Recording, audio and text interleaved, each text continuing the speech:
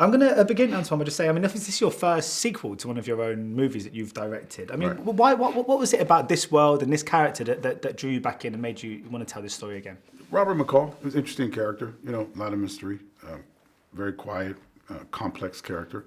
I love watching Denzel play that guy. First time I started filming on day one, he was just so quirky and odd. I was just fascinated with him.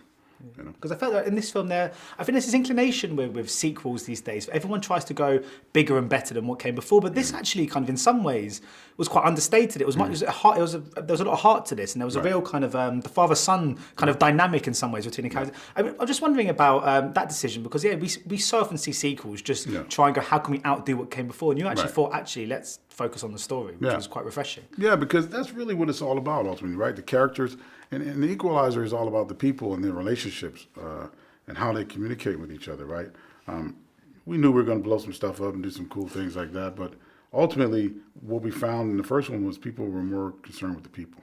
They cared about the people. I mean, have there ever been any discussions across the course of your career where people have come to the idea with doing a sequel to one of your films before that you had to sort of say, I don't think that's right, or reject it? Yeah, there was conversations. People talked to me about Training Day, and I was like, I don't know how you do that. They come with a prequel.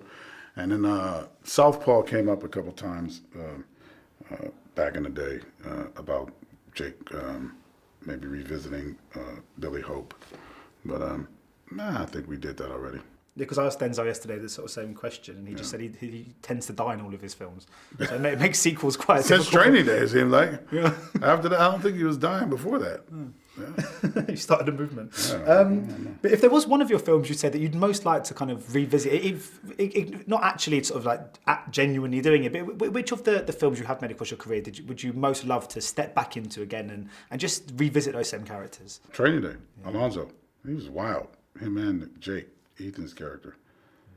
There's just something special about those individuals. This film, I mean, I think that there was a moment when he's referred to as almost being like a superhero. Do you think in some ways this character has superhero tendencies? I mean, obviously he kind of sees and understands things in a way that sometimes the regular person doesn't. And also he does go around just helping people. I mean, do you think there can be superhero comparisons made between with this kind of film? Sure, of course. You know what I mean?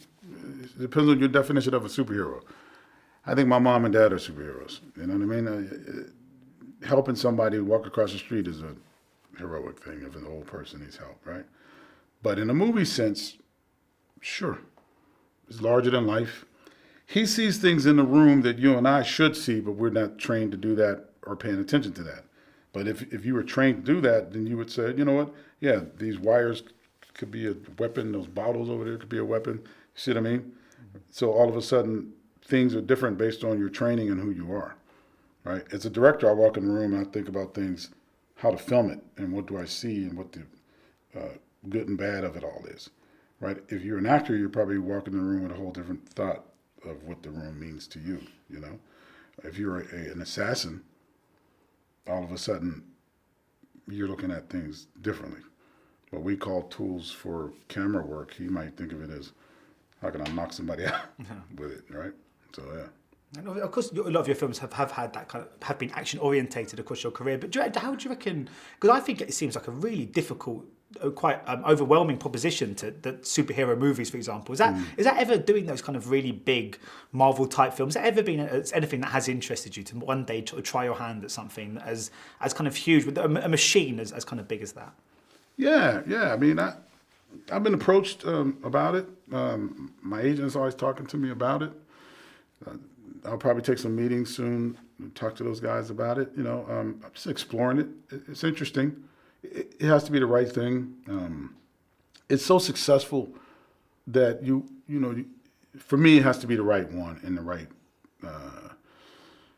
situation, right? Because there's so much visual effects going on there. Like, where's the director in it all? And I just need to understand it, because it's like management really, right? Because they have a machine, they got people, it's design, there's a whole thing sketched out and storyboards. Is that, because I don't know, is that director doing that, or is like 100 other people doing it with them and then they hand you? I'm not used to that sort of thing, so I don't know where I fit in that world. So you have been approached in the past? Oh, cool. Well, yeah. Sony asked me to do Morbius. Yeah. I'm gonna have a meeting with Kevin soon. just talking in general, you know, I think he's doing an amazing job. It's an incredible business. Black Panther people used to always ask me about that years ago, about that, but at the time it wasn't ready, and they picked the right guy for that. I wasn't right for that, so, you know. And going back to working with Denzel, I mean, obviously you've worked with him on numerous occasions now, and you've developed this, I'm assuming, just a sort of shorthand on set, where it must make for such a comfortable set to be on, where you know what you're going to get from him, he knows what you want from him. It must just make for such a kind of, I guess, a prosperous kind of working environment when you've got two people that understand each other as well as you and Denzel do. Yeah, it helps. Yeah, you know, it makes my job easier, that's for sure. You know, and hopefully I make his easier because he doesn't have to worry about me. As a filmmaker, he knows I'm going to get it and do my thing, and I know he's going to do his. That's the best relationship. And do you think is there any scope potentially in exploring this franchise further, an Equalizer 3 perhaps in the future? I don't know. I mean, I wouldn't be opposed, but we'll see how it all shapes up. Because, I mean, the character does go around doing really nice things for people. There's a whole section in the movie where he's just sort of going around just being like the nicest guy on the planet. I was just wondering, when was the last time someone did something really nice for you? People do nice things for me all the time, you know.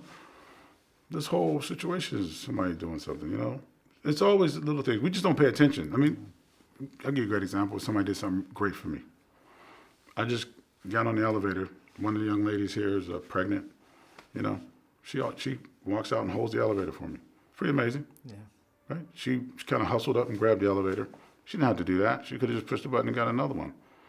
We just don't notice when people do kind things for us. We take everything for granted. So that's a nice thing. And of course, you're delving back into the world of documentaries next. Because I was just wondering what sort of lined up. It sounds like you've got a couple of interesting projects kind of in the pipeline. Finishing Muhammad Ali. It's a 4-hour part series for HBO. I'm in the mix now. I got to get back and finish that. And developing a few things, Scarfe being one, the possibility of doing that.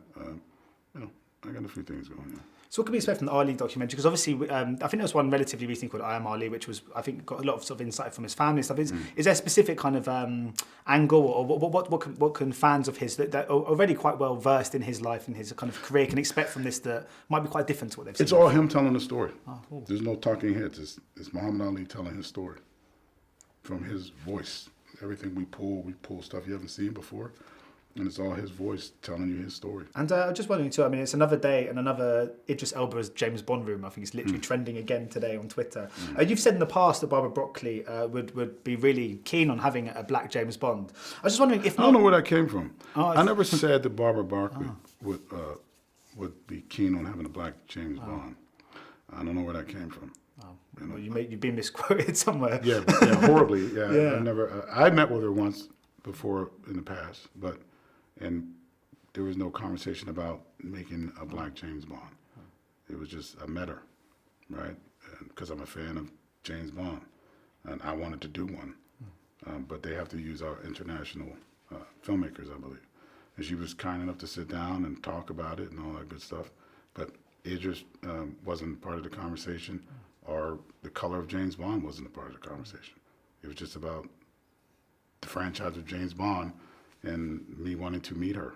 So yeah, I don't know where that came from. She didn't give me any inside information on that. I don't know where that came from. Oh no, because the question was just going to be who if not Idris, who would you like to see be the next James Bond? You really? Yeah. Who do you think? Yeah, I'd be happy with that. Okay. I'll WhatsApp. That's my guy. Left. I mean, you know, listen, Idris will do a great job. Yeah. You know, but I have nothing to do with that franchise. I have no power or say so what they do. I'm just a fan like everybody else.